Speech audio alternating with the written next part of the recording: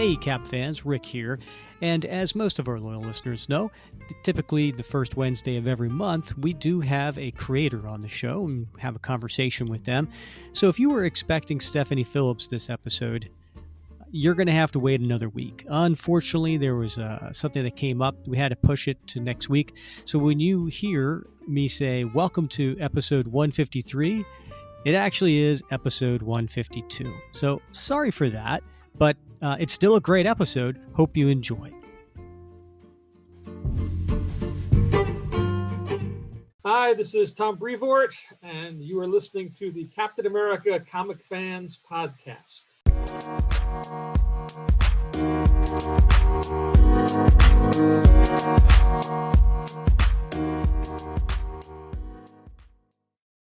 Greetings, Cap fans, and welcome to another episode of the Captain America Comic Book Fans Podcast. We are up to episode 153, and I, Rick Verbonis, I am your host, and I am joined by the best gosh darn co-host out there. That is Mr. Bob Lucius. Oh, Bob. To kill the brutals who multiply at our legion. We rode out. We roamed the outlands. We killed. It was enough. Man was born to hunt and kill. I have no idea. Rick. No idea?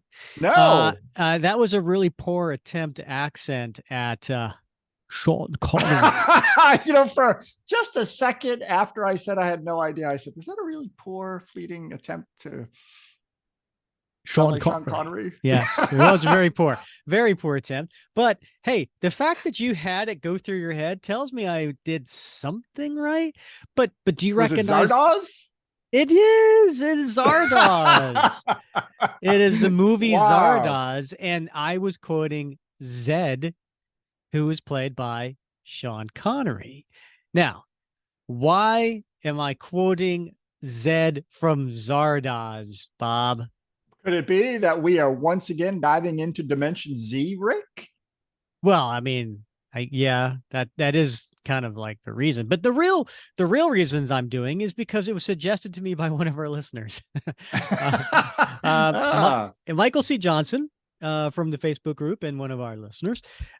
He pinged me, I guess, after reading or listening to the last episode where we covered Escape from Dimension Z Part 7, and that was in episode 148. If you haven't listened to that, you might as well, because you're going to be a little lost.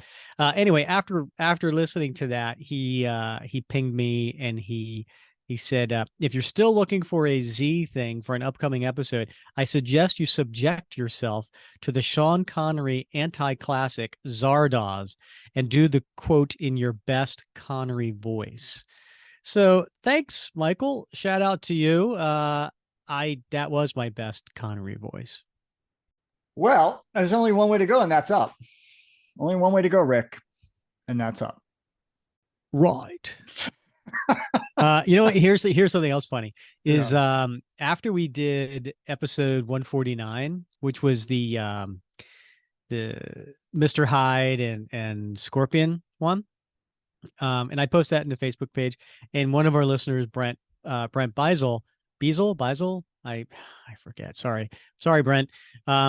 He posted, anyone else think that Rick's Mr. Hyde voice sounds a little like Daryl Hammond doing a Sean Connery impression on Saturday Night Live? Yeah. Without the Scottish inflection. Right. And then we had a lot of variables going in there. I know, yeah. Right? Yeah. Because my Mr. Hyde, apparently made him think of that, and then he went down this wormhole and started watching all the skits on Saturday Night Live, which, by the way, hilarious. And Daryl Hammond does a really funny Sean Connery, who's constantly berating William. Was it? Not William Forte. Will Ferrell. Will Ferrell's Alex Trebek, and he's just constantly. Right. Yeah. Your mother was a whore.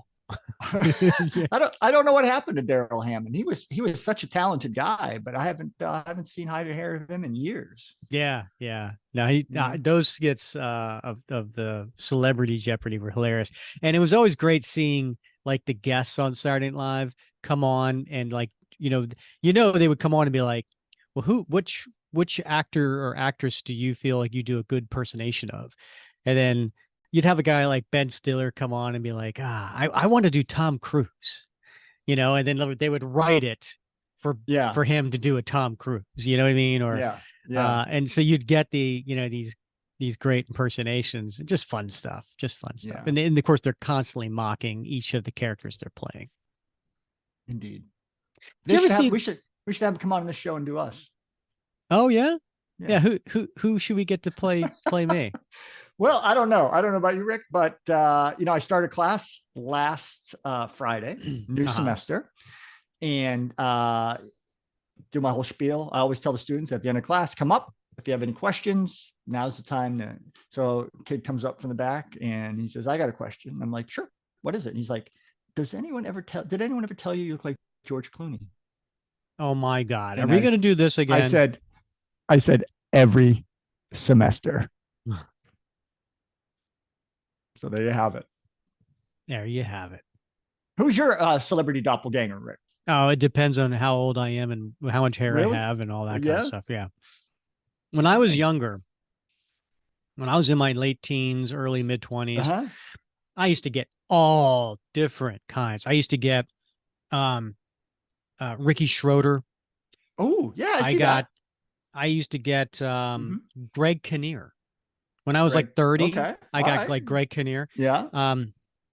I got not Michael J. Fox, but Yeah. Alex P. Keaton. Like the character he played. Yeah. They were like, like you look like Alex Keaton from Family Ties. But not Michael J. Fox. Yeah. Okay. There's an actor I'm thinking of. I could see him in my head. And I've seen pictures of you with hair. And I think that would be for me, that would be the guy. I wish I could remember his name. I'm going to look him up. I'm going to try to This figure is out really helpful, Bob. This is great. And but now you have something wonderful to look forward entertainment. To. You got something to look forward to. I'll share it in the group. How's that? All right. You do that. You do that. Speaking of something to look forward to, make sure you stick around the end of this episode because we are going back to 1986 next episode. And so we got Bob picked out a really fun 80s comic and we'll tell you who it is. Well, since I know, do I have to stick around? No, you can leave whenever. Okay. Good. It'll probably be the same. All right. There's some birthdays coming up, Bob, for comic book creators. Now, if you are listening today, when this comes out, it's September 13th. Wow, where did the summer go, Bob? We got a few coming up this week. On the 16th, Kurt Busiek. Nice. Do you know who he is? I do. Yeah. Didn't he write the Marvels Project? He did write the Marvels Project. He also was the writer on the Avengers series when George Perez was the artist, and they relaunched Avengers, and Cap was front and center on that, just like he was on the Marvels Project. So Kurt Busiek, while maybe he hasn't written Captain America comics, he's certainly written the character in a bunch of other series. Yeah, he's collaborated with Alex Ross quite a bit, hasn't he? Oh yeah, 100%. Yeah, I've reached out to him to ask him if he would come on the show, and this was back when the Marvels Project was coming out, and he was super busy and could not do it. Maybe it's time to reach out to him again. What do you think? Yeah, he might have more time on his hands now. Could be. Also this week, birthdays is Roger Stern.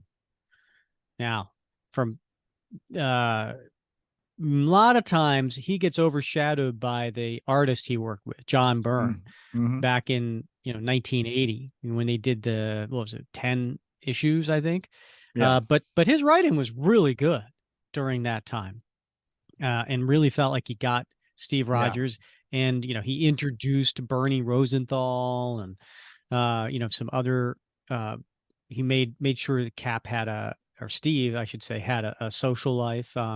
So Roger Stern, celebrating birthday on the 17th, and then on the 18th we got Joe Kubert, father of Andy and Adam Kubert, so who both, of course, worked on the book. And then Joe has, over the course of his legendary career, has penciled Cap, here or there. In fact, he had I remember he had a really cool cover too. But anyway, so those are the birthdays this week.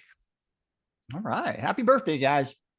All right, Bob. So I think we should get to the comic. I know I mistakenly had said this was a 8-part story. I probably said that several times in the beginning. I think I corrected myself over the last couple of issues, but this is actually a 10-part story. So we have 3 parts to go. We're going to cover part 8 tonight. And I'm looking forward to this because as we have had many issues, we've had quite the cliffhanger this last one.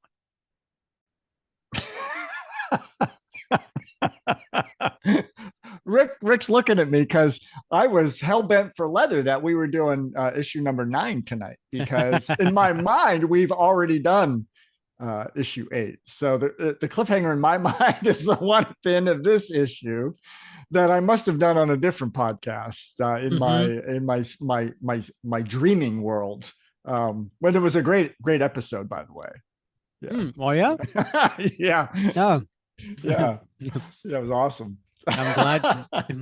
Yeah. Let me ask you this question. Yeah. In your dreams, when you're doing a podcast in your dreams, are you prepared in them?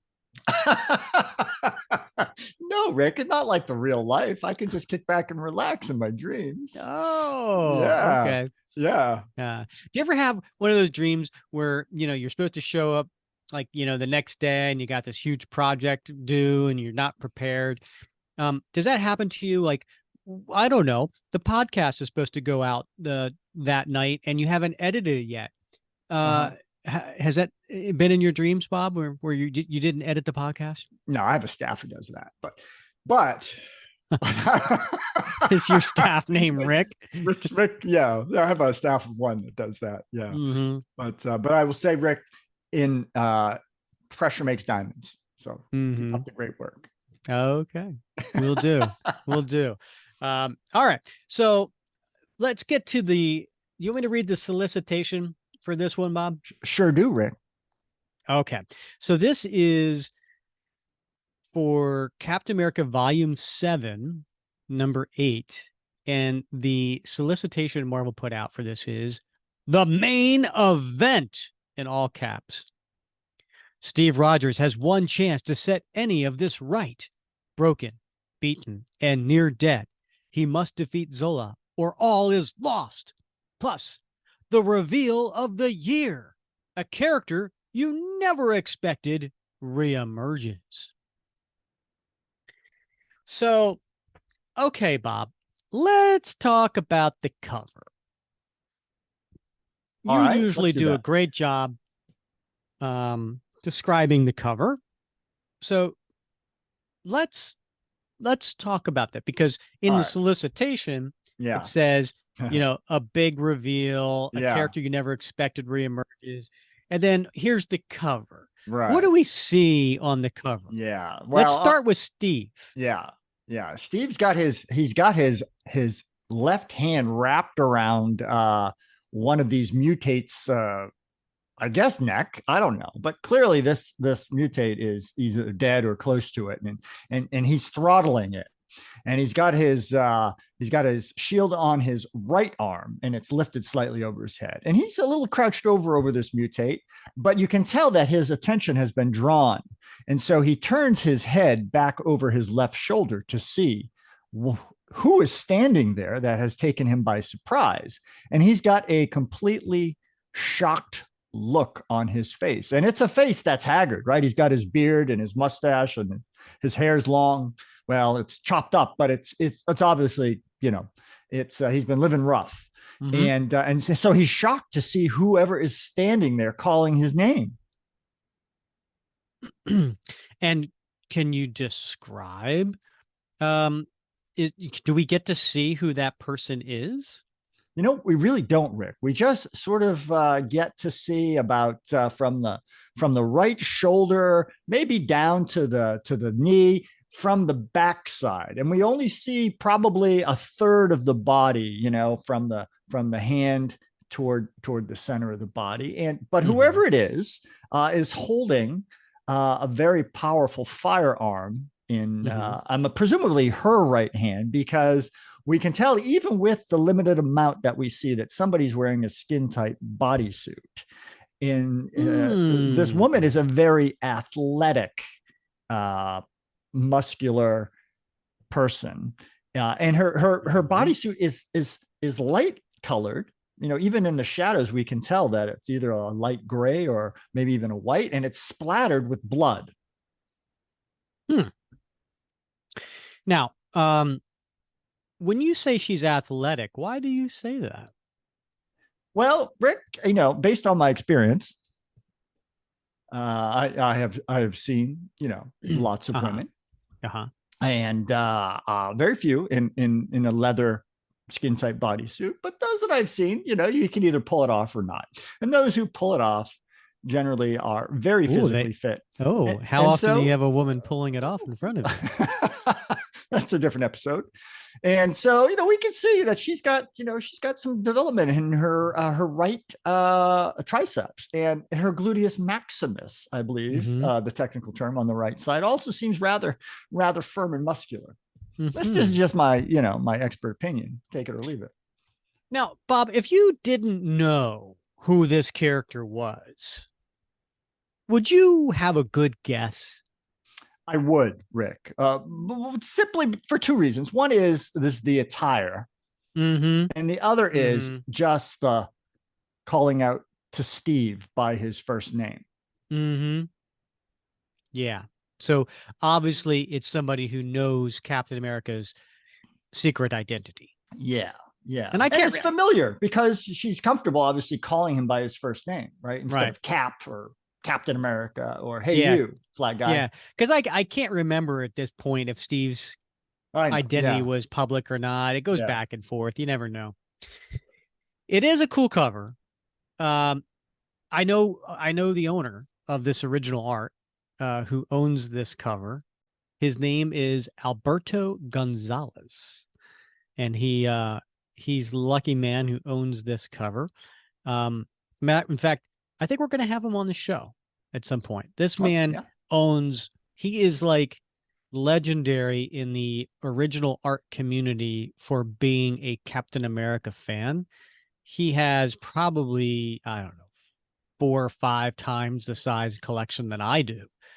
I'll never catch up to this guy. He and the amount of he has more covers than I think that I have total in my collection.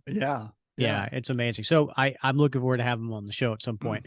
But yeah, he owns this cover, and he's also a member of the Facebook group. So you probably have seen him posted something like this before. All right. So the creative team on this particular one, Rick Remender is the writer, John Romita Jr. penciler, and then it is inked both by Klaus Janson and Scott Hanna. Not sure. Looking at the pages, I really can't tell from one or the other, but maybe as we go through this, we'll probably try to pick that out. I think Klaus has a little bit more of a sketchy type of inking style to him, whereas Scott is a little bit cleaner. And not saying one is better than the other, but different styles. The colorist is Dean White. The letterer, hey, Joe Caramanga. That's somebody who I think we're going to have on the show at some point too. Editor Tom Brevoort, who has been on the show. This has a cover date of August 2013, so it's 10 years ago. The release date was June 26, so it was actually on the stands back in June of 2013. Bob, would you like to read the recap and get everybody up to speed? I'd love to, Rick. Thank you. Previously, villainous geneticist Arnim Zola lured Captain America to Dimension Z in order to unlock the secrets of the super soldier serum within Cap's DNA. Cap escaped, absconding with an infant he named Ian. For a dozen years, Cap wandered the desolation of Dimension Z, raising Ian as his own child. They were taken in by the Frocks, natives of Dimension Z, who opposed Zola's cruel reign.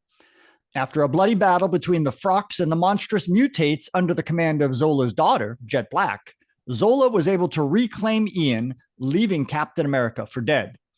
As Zola brainwashed Ian, Cap fought his way back into Zola's compound. Cap gained an ally when Jet Black was moved by his selfless protection of the Frocks.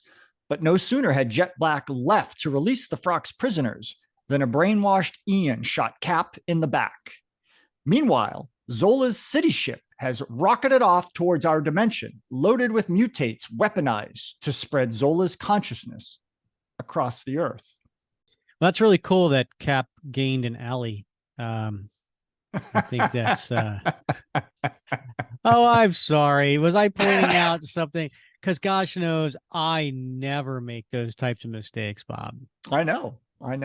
And being the gentleman I am, I never call you out on them. No, you just raise your eyebrow. I do make faces. I do that. You don't. And I'm like, oh, wait a minute. Did I say that wrong? Oh, okay. Yeah. And I got to tell you, what a cliffhanger that was, right? You have Jet turned on her dad. And the moment she goes off screen, Cap is shot through the back by his own son. And so Ian turned on him. Quite the cliffhanger. Indeed. Yeah. Yeah. And I remember in the last episode covering this story, you had talked about it being a, what did you call it? An exit wound? Did I say that? I don't know. You said something because the shot went through him. Yeah. Yeah. Went in and out. Yeah. Yeah. Yeah. Yeah. Just a flesh wound. Just a flesh wound. 'Tis but a scratch. All right, so this opening page is actually pretty interesting because it's seen from the perspective of Cap. So we're seeing the characters leaning over him as he wakes up. And what does he see? Agony shifts to numbness. The weary body no longer sees any use in sending the brain the message that it's injured. I've heard wounded men mutter about it on the field before they die. And as his eyes are opening from the darkness, you hear a sound. Wake up, brother. Wake. We must speak before your killing. We must understand each other. Who's talking to him, Bob? Oh my God. It's what do they call Captain Zolandia? Yeah, how would you describe him? He is a mutate version of Captain America. So he's obviously a mutate, a very large mutate, and he's got sort of a strange version of Captain America's uniform on. He's got the star in the chest and the red and white stripes, except his uniform is sort of a mottled muted gray. And he's got of course the mask on his face, the cowl, but instead of the A, it has a Z. And he's got the sharp teeth and the big fists, and he's also got a shield that has serrated edges strapped to his right arm. Yeah, he's very daunting. Yeah. For I share more than just your genes. I share your memories and have truths to tell. Face. I know that face. Ian, my son. So how would you describe Ian? Yeah, he's standing off to the side of Captain Zolandia with his looks like to be his arms crossed, and he's looking down at Steve with I think you could say it's an air it's an arrogant look, but sort of an air of hostility and disgust. Mm-hmm. Yeah. Looking down, literally and figuratively, on Steve. No, I don't have a son. Things you have forgotten about our mother truths you run from. That truth that we killed her. And he punches Cap, which creates fireworks in his eyes. Ian, Zola's boy. No, I raised him, and he killed me. Poor sad mother, buried a drunken husband, worked to the grave feeding a sickly 98-pound parasite. Captain Zelandia tells me you were a leech on that poor dying woman's neck. It's why you went to fight in the war. To die, to forget. But Cap kicks Captain Zelandia in the teeth, breaking him. No, she was the reason I became a soldier. Reason I fought for America. Ian's voice, distorted, confused. Zola's tampering. Dear God, give me strength. Help me. Help me get him home. Someplace safe. Just a few more steps. Just a little more fight. And Cap stands up and he puts his shield in the face of Captain Zelandia. Arrogant pig, you deserve to die just like your sad mother did, in a gutter. Ignore the terrible words. Boy knows better. Taught him right. Ignore the hole in your stomach and gaping wound in your chest, the cold blood seeping from them. And he continues to just pound away at Captain Zelandia. Lost too much. Vision pops, lights flash. World shifts black after all this time. Fight! Fight for your misconceptions! The prideful kidnapper of children! The perfect embodiment of your hypocritical America! And he lunges at Steve, and he smashes him. Can't fail now. Stand back. Get your son out of here. Make him see. See what Zola's done to him.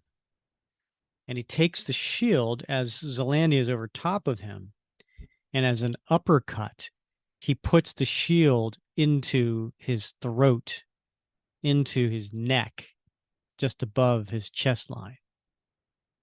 And he sticks it halfway in. Please, God, make him see. See what I did was right. And then he rips it out of his neck with a thrust. And it's a very cool looking thrust, right? Like, Sure he is, yeah. whips the shield so fast that you see like a it's almost like a, It's a ribbon of color. yeah. know? Yeah, I was going to kind of compare it to, when you have a Flag dancers? no, I was going to think you remember the night lights, like the Yeah. little glow Yeah, sticks yeah. that you would Okay. snap, and then you would Yeah. take them and you'd throw them around, and you could, but it looked like, Yeah. Like a continuous sheet of color. Yeah. Yeah. And that's kind of what's going on here with the shield. He's pulling it away, and you see that ribbon, as you pointed out, but you also see the center star Yeah. repeated, getting Yeah. smaller. Very, very cool effect. It is. I've never seen it anywhere else. This is the only time I've ever seen it done quite this way. Mm-hmm. Yeah. And then, so he's basically killed, Captain Zelandia. It looked like a fatal blow. But just then, behind Steve, there's this big piece of debris that has clunked over the back of his head. You abducted me, protected you, trained you to fight, took me away from my home like a coward in the night, protected you from this life, corrupted me with your soft hypocrisy, manipulated by feints of compassion, trained me to be weak. I taught you strength. I saved you from Zola. Say something. Stand up. Don't you always stand up? Stand up one last time and face this crime against my family. The last time you ever meddle in the affairs of a Zola. And then we cut to, I guess, the throne room where Zola is, and he's being talked to by the mutates that are describing what's going on to him. We have reached the altitude. We are prepared, our God. Zolandia and its furious inhabitants stand ready to infect Earth. Leopold. Released, sent to eradicate Captain America. The battle is being recorded. As instructed. Leopold will kill the good captain. Rogers lacks the verve to kill the boy. Leopold will taste his first victory. The rest of the mutates? Gathered for the glorious expansion. The generators? Prime for the great journey. The gates of the gale awaits my key. My centuries here come to an end, at long last. It inspires misty recollections. Landmarks punctuating the passage of time often do. But there is no time for nostalgia or reflection. The world of my father and the men like him, those who saw me as weak and frail thing, all will soon be me. And then we get to the next page, and it's a really cool half-page splash. So it's a horizontal half page. So the top half of the 2 pages makes one big giant image. Bob, do you want to describe it? Yeah, it's from higher up, looking down from behind Zola, and he's standing on a platform that's elevated, and all around him, before him, are armed mutates, his loyal troops, prepared to go off and battle on Earth, and he is addressing them. Children of Zola, mutates, the reflection of my soul, born of the frail life harvested on this world. Rejoice! You are twisted into existence for this day, bred for your conflict and hate, mandatory if you are to accomplish what comes next. Love of a hatred so pure, it will guide you through the war to come. You, my avatars, are incapable of failing, for you serve me, my children, the rightful inheritors of the world you march on. They are your children as well, genetically engineered to cherish them as much as I. The rightful king and queen of the miraculous blue gem you set out to cleanse. Your hide and armor are thick, your serrated teeth are sharp, and should your terrible claws fail you, your napalm whips will not. Incinerate any who oppose you. Assimilate the rest. Your syringe rifles contain the radiant consciousness of Zola, the all-life. In it, they will be born again within my perception. Cure the fodder hosts of their own medicine perspectives. For too long you have suffered while these soft, weak things have feasted. For too long you have lived on little while they have gored on much. You have thrived in dirt while they bemoan life in crystal streams. But no more. Today the chaos of their way ends. Today the era of Zola begins. Let's just stop for a second, Rick. There's so much to unpack there, Bob. Let's just stop to appreciate Remender's writing here, Mhm. right? I mean, really, he gets Zola, and it is both poetic and horrifying, but so very much in character. And I mean, I really give him credit for the writing in this series, but this is just like a set piece that really illustrates his skill set. I agree. I would. It's like, wow, Zola can give just as good a speech as Cap can. He can. I mean, it's very Shakespearean, right? Mm-hmm. Yeah, he really can. Yeah. He's inspiring his mutates to go and, do this evil act, and giving them the reason behind doing it in justification, really well. Now, also, one of the panels, we do see in shadow a female who is watching all this in the background. Now, the first time I saw it, I was like, oh, that's Jet, right?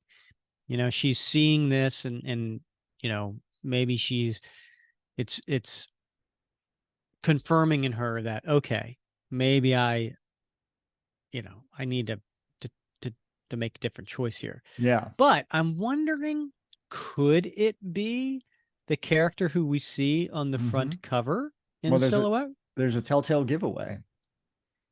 Yeah. Yeah. Is it the holster? It is the holster. Mm-hmm. Yeah. Because the character on the cover had a holster. Yeah. Jet Black doesn't?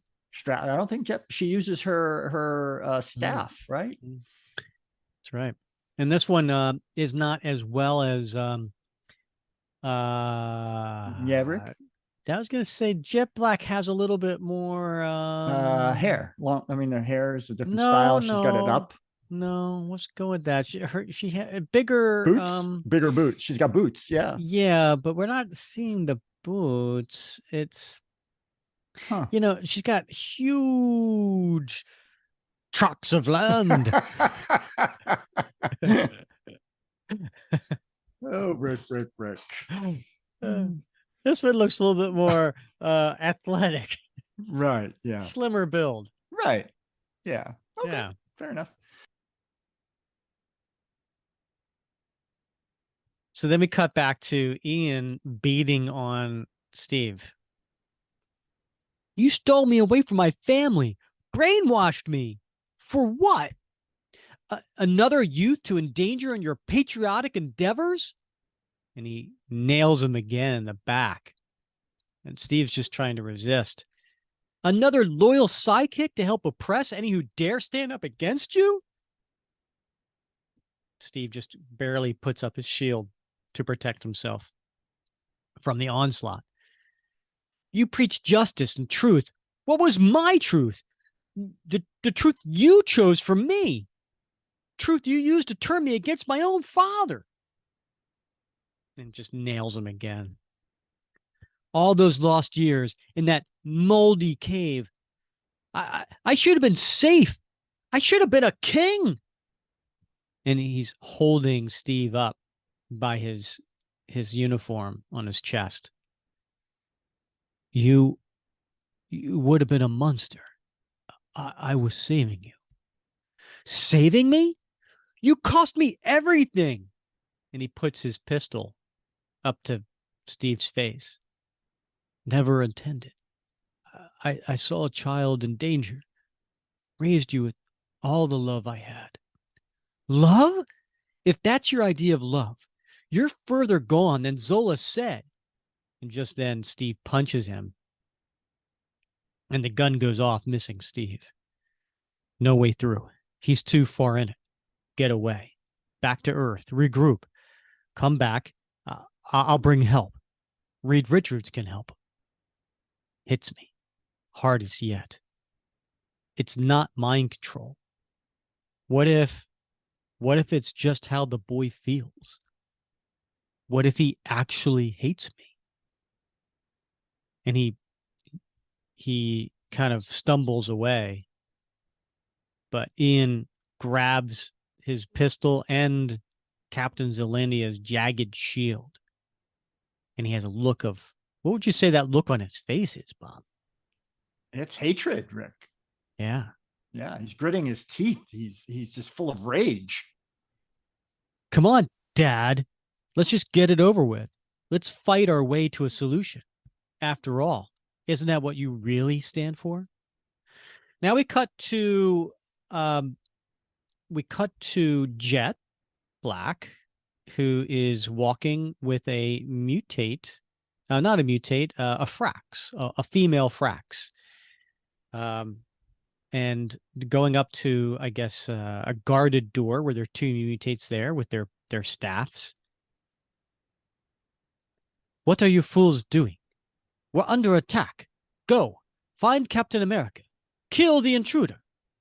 Yes, feast on the face. And as they leave, she goes and she opens up the door with apparently her strength and just rips the door apart. And then who's in there but more female fracks? Become. I am not here to hurt you. I am here to save you. I am going to get you home. I cannot undo what my father has done, but I do bring some good news. I ordered your children left alive, hidden against my father's orders. They are in your cave waiting for you. Come, we must hurry. I will get you home to them. So that's interesting, Bob. So her first act of something altruistic was not pulling Cap hanging from that, last issue, hanging from that. She actually previously to that had saved the children. Right. Yeah. And it's interesting. She may not even realized at the time why she did it, but it was, probably that little consciousness, right? It just eating away inside of her. And she did it to satisfy that. It wasn't until rescuing Cap, saving his life, that maybe the pieces connected for her. Right. Yeah. So she's walking up to, she's in a hangar, and there's a really weird looking rocket ship there. And she's walking on a walkway that is high up, and there are two guards there. But these guards look a little bit, they don't have like the small poles anymore. Like these have like huge hatchets. A little. I believe the technical term is a halberd. Is it? I don't know. I just like saying that. Halberd. Halberd. Yeah. How do you spell that, Bob? Halbard. HALBARD, maybe? Or ERD. I'm not sure.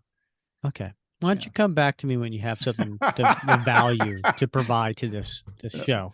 Our listeners expect more, Bob.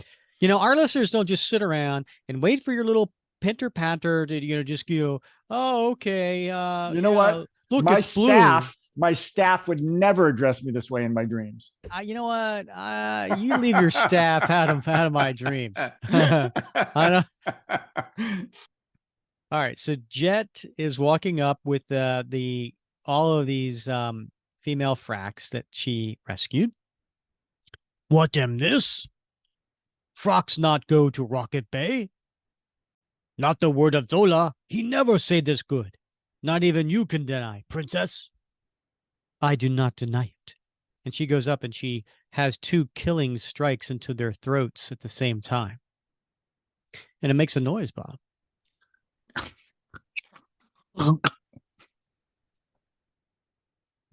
Hurry, into the rocket bay. Run. We must go now before you are discovered.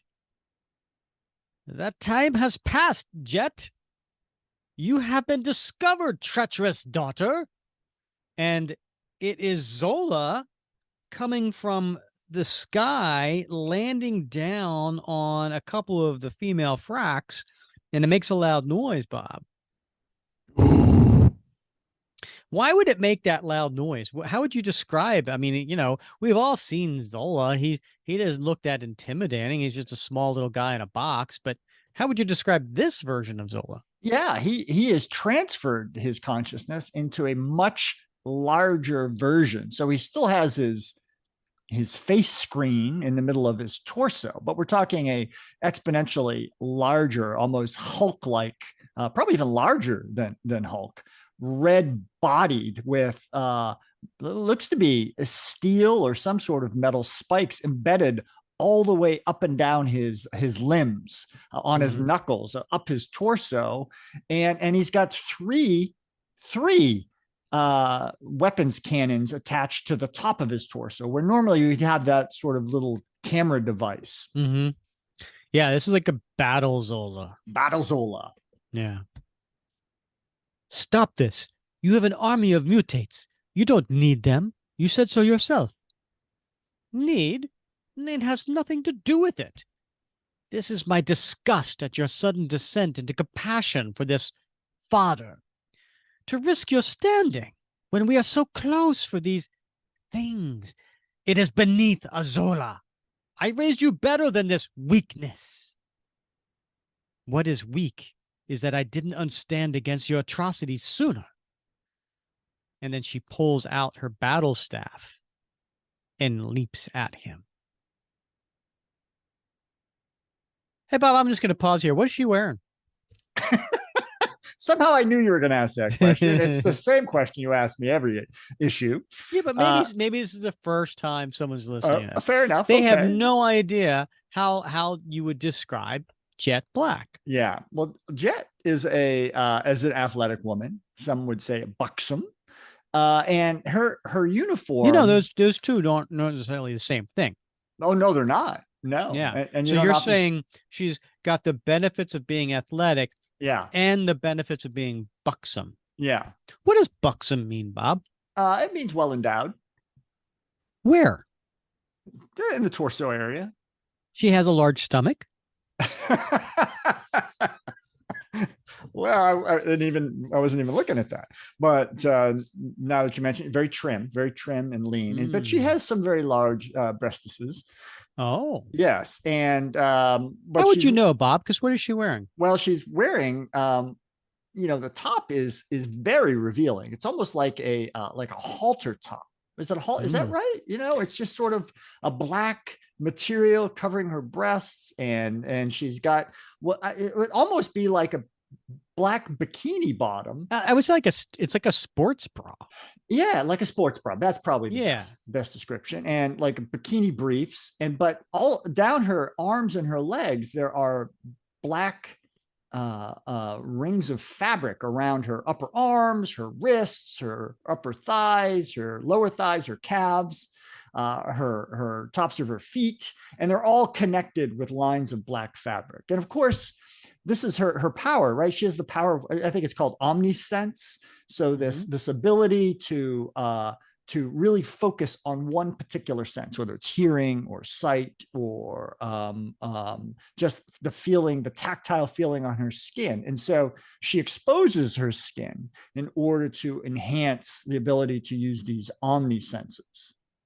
And would you say she's really enhanced, Bob? I would say in this particular panel, I have never seen her as enhanced. And then we see in that panel, someone saying, "I'm curious, Father," which I thought was a good juxtaposition, right? Because here's Jet Black going up against her father, Zola. And then it says, "I'm curious, Father," but that's Ian saying to Steve. So you have father-daughter, father-son battles going on here. "I'm curious, Father, of all the nations of your home earth, what makes America so important you stand only for it? Why would a noble man choose only one section of his homeworld to protect? Perhaps you imagine your nation to be vastly superior to all others. Perhaps it's hubris." And he shoots at him, but Cap puts up his shield. "The exclusionary arrogance of a fascist pig." Wow. Steve being called a fascist, that doesn't happen too often. That's a turnabout. Yeah. Yeah. And he keeps firing at him. "Champion of the status quo, a pious mercenary, protector of an elite nation built by slaves. You're no champion of truth and justice. You're a delusional guardian of the rich and greedy." And then after he can't get through shooting at him, so he then comes at him with the Captain Zelandia's shield, and Cap just puts up his shield, and it makes a noise, Bob. Quing! Really think it was that high pitched? Really think it was that low, Bob? Quang! "My father has shown me. Show me what you really are." And he's punching him and knocks him back, knocks the shield out of his hand. Cap's turning and crawling towards his shield. "Crawling helpless, bleeding on your belly, while a stronger person subjugates you. How does it feel? How does your justice feel?" And Bob. Wowzers. What a page.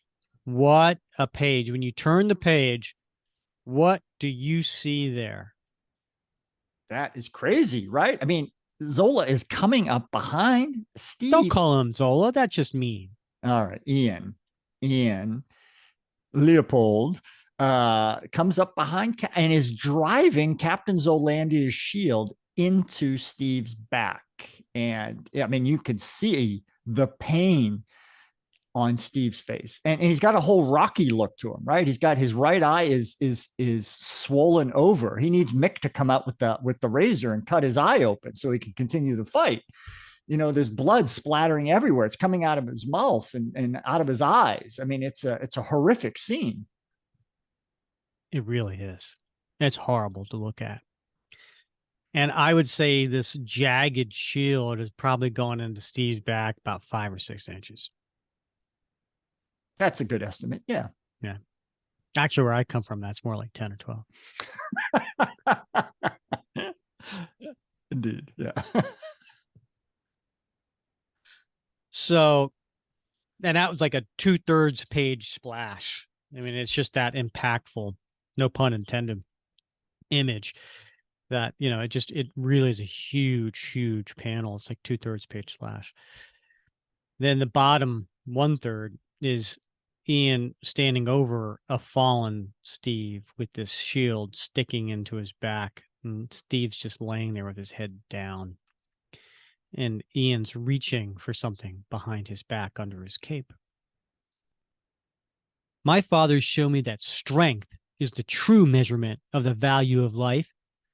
Show me what you Americans do to the weaker nations of your world. The grotesque hypocrisy is what we Zolas despise, what we will this very day erase. And Steve's coughing with blood just dripping. And he says, Ian, he's in your head. Listen to me, son. I'm not your son. I'm a child you abducted. And he puts his pistol to Steve's head. And Steve looks up at him. That's not true. Somewhere down deep, you know that. No matter what you say, no matter what lies he's planted in your head, I love you, Ian. Why do you keep calling me Ian? My name is Leopold. That's his name for you. You can choose. Choose who you want to be. I'm nothing like my father, Ian. Spent my life running from his shadow. Spent my life avoiding his mistakes. You can too.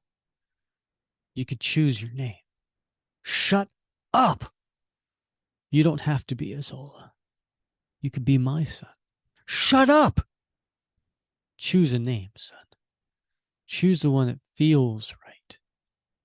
I'll die happy if I know it was your choice for yourself.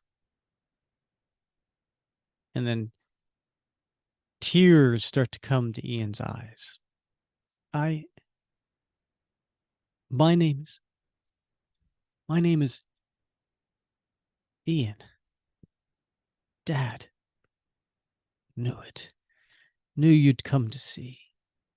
It's okay. Just take a breath. Put the gun down. It's going to be... And then the next page, Bob, we turn to the next page, and it's just one gigantic splash page. What is going on here? Oh my gosh, Rick. It's all Ian in this entire splash page, and he has a shocked look on his face. The gun is falling from his hand, and it's all because we see the tracer of a bullet that has just been fired through his, it appears, his neck. And you can see where the entrance is, and you can see the exit wound as the round continues on its way, and you see a great deal of blood coming out at the entrance wound. So he has just been shot, through the neck. Wow. That's quite the full page splash image. It's just it's impactful. And he falls over on the next page.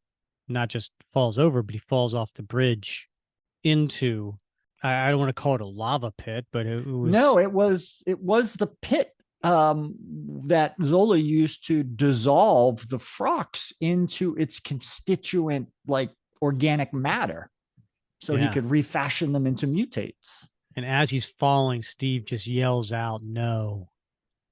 And Ian just falls in. And at the bottom of the page, Steve says, "No, dear God, no," as he's reaching for him. And then you see a boot, a white boot, standing next to Steve. "It's okay, Steve. I got him. You're safe now."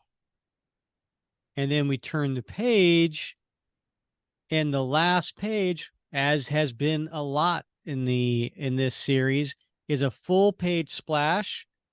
And who's there, Bob? Oh my gosh, it's Sharon. What? And she's looking good. Bob, is that all you think about? Well, you just had this really impactful moment. Yeah. And you're just going to comment on her looks? Well, I'm just saying she looked young and energetic, and yeah. Go ahead, Bob. What is she wearing a skin tight uniform, Bob? Well, now that you mention it, I hadn't noticed, but she is. With lots of holsters. Yeah. And a couple pouches. Yeah. And she's saying, as she's holding the smoking gun as if just to reemphasize who shot Ian through the neck, she looks down, she smiles. "I'm going to get you out of here."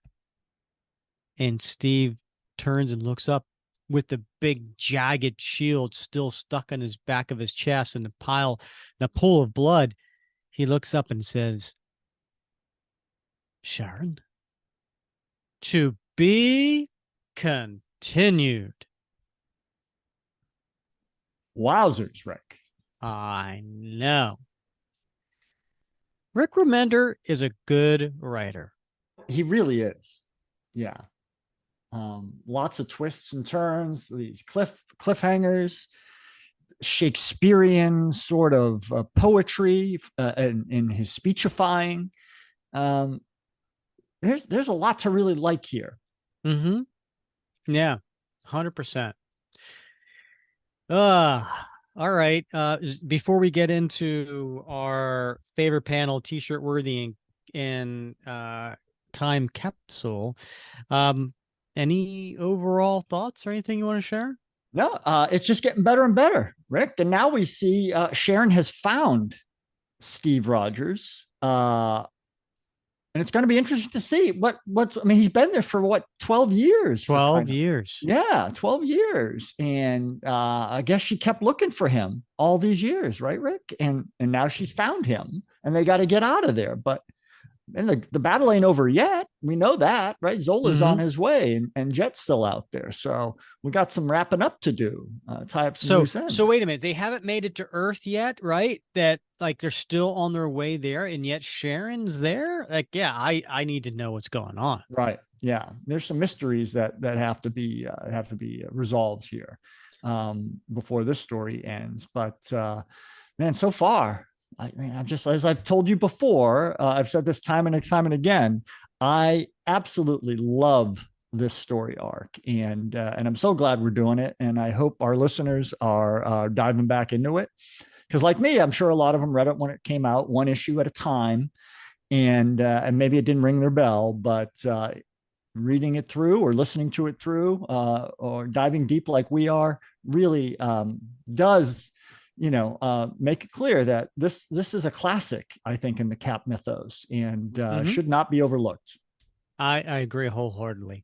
And we have the retrospect, looking back 10 years later, we have the beauty of doing that. And so we know what happens with Ian Rogers. But I got to say, when I read this, I really, I do think that he died. I do think he was killed, because I think part of me was thinking for the last, I don't know, 4 or 5 issues, when Steve finally makes it back home, he's going to be a dad. He's going to have Ian as a son. That's going to really complicate things. I gotta work. Yeah. It Can't even really have a is- girlfriend. Right. Like, how is that going to change him? It's like, how is he going to make it? And then when Sharon shoots him and he falls over into the pit, it was like, oh, okay. Resolved. He's Yeah. not going to make it. And, so now because, we don't know it's a 12-part story or 10-part story, I should say. Right. We don't Yeah. know there's only 2 parts left at this point. It wasn't Yeah. like part 8 of 10, like they didn't announce that. So, yeah, it was, I thought Ian was dead. Yeah. Yep. So All right. So we're going to get into favorite panel. I go first on this one. You went first last time.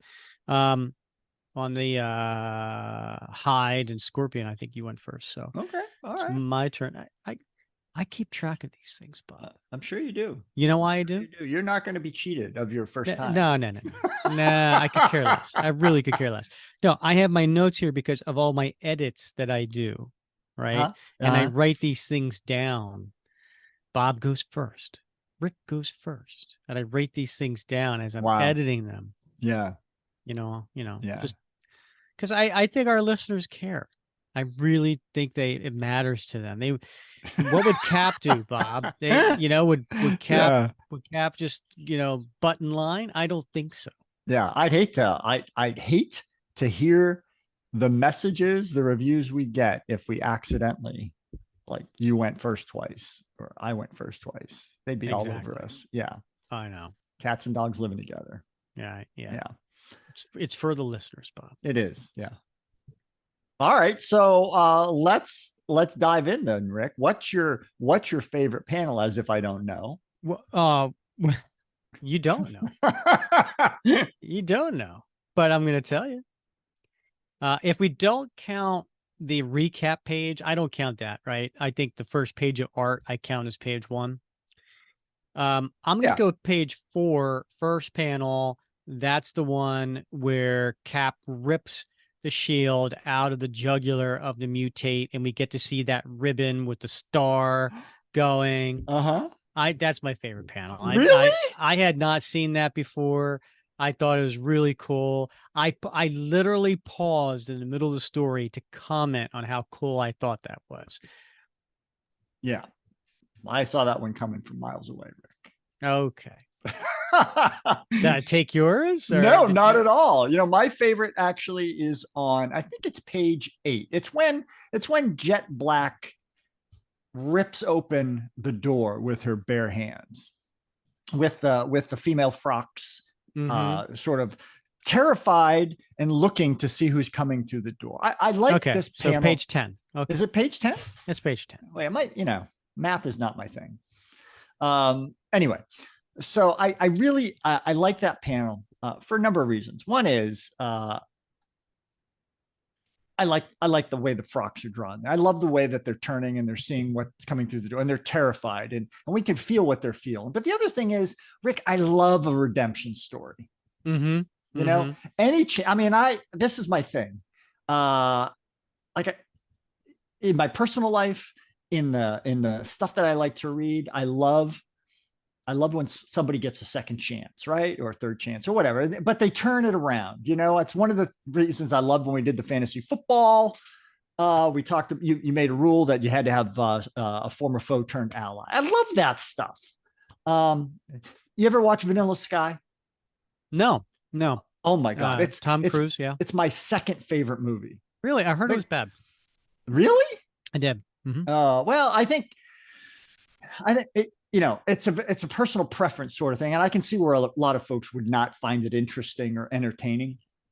But for me, it's a great movie. And it's a remake from a Japanese version. I think my wife owns it on DVD. Does she? You should check it out. There's a saying. It's said twice in that movie. Penelope Cruz says it early on. Oh, I like Penelope Cruz. Yeah, and Tom Cruise says it. Says Are the they line married? as well. They're not. Why do they have the same name? That's a good point. That's a good point. Yeah, they spell it differently, but it's a good point nonetheless. Every passing minute is another chance to turn it all around. I love that line because it's true, right? For each of us, all of us, every one of us, every passing minute is a chance to like have a fresh start, to try. And so I love redemption stories, and I love this because this is Jet Black's redemption, right? It's her chance to turn it all around, to leave the Zola part behind and to be something new in her own making. And so this panel right there speaks to that for me, and which is why I love it. Yeah, that, and she's wearing a skin tight uniform, and that as well. You know, you get to see her full body. Yeah, of course. Yeah. I'm not blind. All right. What do you want to do for t-shirt worthy, Bob? Okay, t-shirt worthy. Hold on. I think I love how you're so prepared for these things. I am, but I think it's page 2. You thought we were doing a different issue. Page 2. Yeah, but I read ahead, Rick. Oh, God. So now I've read ahead. You let's listen to the viewers. Listeners should know that you just read this right before we started. Yeah, because I have I'm weeks job, ahead, Bob. I got stuff going on. You told me you were drinking a glass of wine and having hors d'oeuvre desserts. What? You're crazy. All right, page 2, middle panel. It's when work function. When Cap is kicking Captain Zolandia in the teeth. I love that, right? And we don't see Cap. We just see his from the knees down, essentially, and his left boot connecting with Zolandia's teeth. But I also love those two dialogue frames for Steve, where he says, "No, she was the reason I became a soldier, reason I fought for America." I like that. I like the whole composition there, and I wouldn't mind having that on a t-shirt. Okay. How about yourself, Rick? Fair enough. Of course, everybody you'd have to explain to everybody. They'd be like, "Who is she?" Yeah. And well, you have to say, "Oh, well, that's Steve Rogers' mother." Yeah. It's like the equivalent of like, ask me why I'm a vegetarian. It's a conversation starter. And you know me, I'm a people person. You eat people too? I would if I had to. Okay. I'm that kind of vegetarian. Let me tell you. Note to self: do not be on a plane that's going down with Bob Lucius. Yeah, if we're in the Andes, you might want to take a different flight. Pretty much. All right. So for me, the t-shirt worthy, I gotta go with the very last page, page 20, where Sharon is standing over Steve. I mean, wowzers, what an image. Steve's got a jagged shield stuck in his back. Yikes. I mean, talk about what, people would be like, what is that from? And then you got a Sharon with so many holsters and standing over Cap saying, "I'm going to get you out of here." That's going on a t-shirt for me, Bob. Because that's not just an image across a chest. That's a full front of a t-shirt right there. You're not tucking that bad boy in. Oh no, I never tuck a t-shirt in. Who does that? I don't know. I want to look fancy. Fancy what? Do you walk around? I mean, come on. Who tucks a t-shirt in? And I'm pissing off about 30% of our listeners right now. Not only that, but I tuck my wife beaters in. So that's classy. That's classy. For. Yeah, you tuck them into your jogging pants. That's right. Yes. Right. Now we're pissing off 5% of our listeners. Oh my God! Listeners are dropping off left and right. Oh, do you think they've listened this long? Well, if they have not, they're going to miss out on your time capsule. My time capsule, Bob, is going to go 2 pages earlier, where it's just a 1-page splash of Ian getting shot in the neck. That is going in my time capsule. That to me is a very momentous occasion and will have ramifications in the future. So that's going in my time capsule. How about you, Bob? All right. Well, this is, we've had this challenge throughout this story arc when we've done these issues. Sometimes it's hard to find a time. Well, some of them were easy because they had backflashes to when Steve was young. I'm going to go with, there's 2 things it's on page 5. So it's when Zola's in his throne rocket room. And he hasn't quite addressed his crowd yet, but he's that's page 14.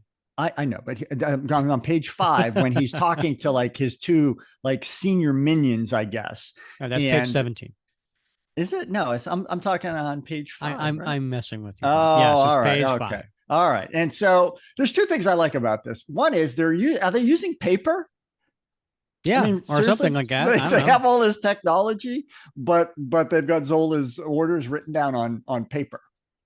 So I find that amusing. And the other thing is we see Zola's like face right in his torso, and he's holding a drink. Yeah, what is up with that? What's up with that, right? Yeah. And he's sipping from it. Yes. I mean, what is this? I love that. I can't quite wrap my head around it. But okay. All right. He's pretending to be human. What's he got going on in there? I don't know, but did you find it interesting that he said, I have been here for centuries? Well, yeah. I mean, I think that will be explained later, right? I don't know. I haven't read ahead like you. Well, I mean, Steve's been there 12 years. We all know that, Bob. We know that, right? But we don't know how much time has passed outside for him. Yeah, but still centuries. That's a long time. That's longer than 12 years. I mean, I'm not a math major, but that's at least 3 or 4 times 12 years. Well, maybe it's a logarithmic, projection here. Maybe, 12 years is a day, and, a couple centuries. Maybe time moves faster the longer you're in there. You know what's moving slow? This episode. We got to move on to get this going. All right. So I promised everybody we would talk about what is going to be coming out next episode. We're making a trip back to 1986. We are going to do Captain America 317. All right, that's it. Thanks, everybody. Have a good night. No, Captain America 317. What is special about this particular issue? Well, this is the one. This is a famous cover, right? It's like a yellow background, and it's Captain America holding a bow and arrow and cocking it, and then next to him is Hawkeye holding Captain America's shield. We all know that one, and it's a story. It's a story with Hawkeye, and we'll just leave it at that. So we're gonna do Captain America 317, written by Mark Grunwald, art by Paul Neary, that came out in 1986. That should be a fun one. So come back next episode for that. All right. I'm looking forward to that one. Oh, okay, Bob. This has been a good episode. I'm really digging this story. I can't wait to come back in episode 157 for 4 weeks from now to do number 9. These cliffhangers are killing me. I really can't wait to see what's going on with Sharon Carter in Dimension Z. Yeah, I might even read it. Oh, I did. Never mind. Okay. He's Bob Lucius. I'm Rick Verbanis. You have been listening to another episode of the Captain America Comic Book Fans Podcast.